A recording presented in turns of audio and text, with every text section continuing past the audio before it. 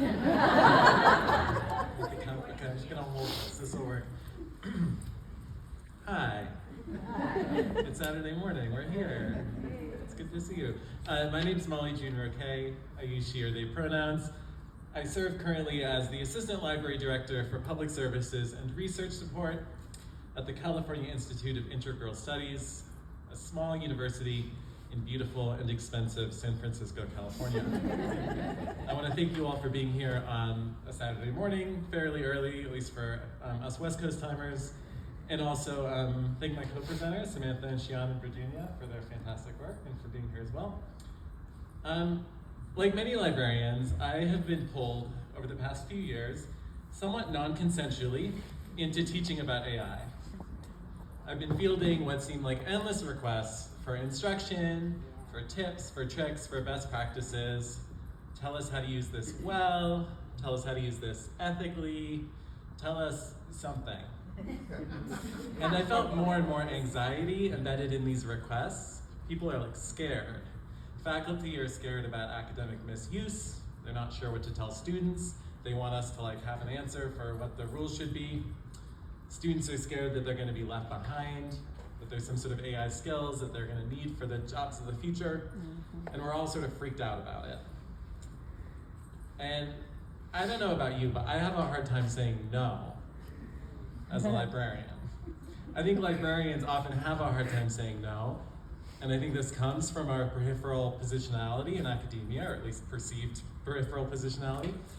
And relatedly, also our history and our present as a feminized profession. There's a lot projected on us, and we're expected to be responsive, and we're expected to be helpful. And I'm guessing I'm not the only librarian whose people-pleasing trauma response drew them to this line of work. Thank you. Furthermore, as universities have embraced austerity culture, the slides are not authentic. there's only one slide. There's only one slide. Yeah, thank you. Sorry. As universities have embraced austerity culture, we're expected to always prove our value by, among other things, being always on the cutting edge of new technologies. We're led to believe that our core service work can never be enough, that we always must be doing something more, something new and cool, that justifies our funding, our continued existence, that counteracts in some way the stink of perceived obsolescence. Let's talk about AI and what it can and can't do. And I want to begin with a caveat. I'm talking about generative AI, and I'm talking about most students. See, it's in the title. Computer science students should obviously be doing stuff with AI, I guess. There are many different uses of AI, and I'm talking specifically about teaching students to use generative AI tools for academic research and writing. The main problem with generative AI is that it's bad. It doesn't do what it promises to do, or at best, it does it very poorly. Generative AI makes shit up, and that's really what it's designed to do, to make shit up based on other content. To take content lovingly made by living, breathing humans and to remix it into shit. And it's sort of a neat parlor trick, but it's not intelligent, and it's particularly limited, I think, in its use for academic research. And I'm saying this as an instruction librarian. Yes, generative AI can summarize an article, but good news, we already have a practice of writing abstracts in academic publishing. And also maybe sometimes you just have to read the article.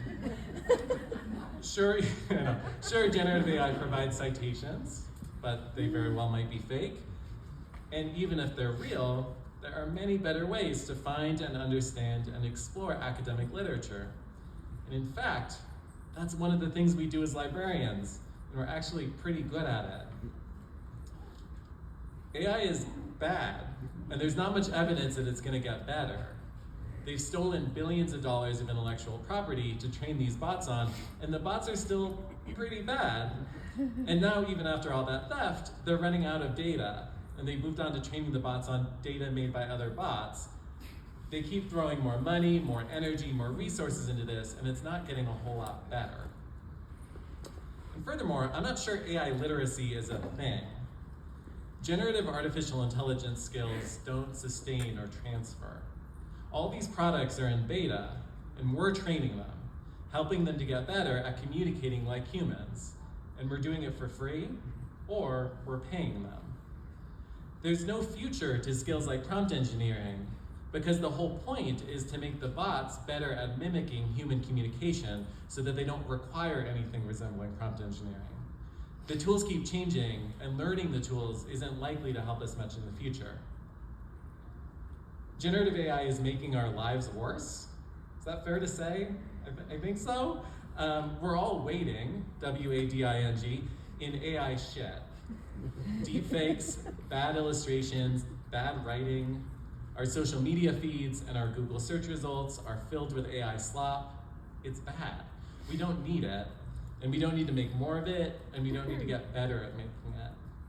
It's bad for the environment, it's bad for civil society, it's bad for me, because it's all we seem to talk about, and I'm tired of it. There are many other things that I want to talk about.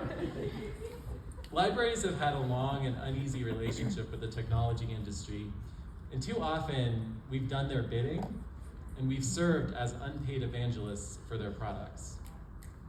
Silicon Valley wants us to get students to use AI. That's the whole game. A lot of this is about manufacturing consent for the AIification of everything, for the further deterioration of intellectual property and of privacy rights, and further, for the devaluing of both human labor and just of humans. It's not a coincidence that this is all happening in an economy that is increasingly built around surveillance capitalism. And it's also not a coincidence that Silicon Valley has largely aligned itself with the authoritarian in the White House, nor that his administration has put generative AI at the center of its efforts to dismantle much of the federal government. I was gonna say the good parts, but maybe the less evil parts, the least evil parts of the federal government. So what do we do when we're asked to teach students how to use generative AI? We take a breath and we say, no. Or perhaps sometimes we feel like we can't, so we quietly and begrudgingly mumble, sure, whatever, yeah. But instead, we teach critical thinking and contextual understanding around AI, or perhaps we introduce tools that are actually useful for academic research, or perhaps we just say politely, no, I would prefer not to. Thank you.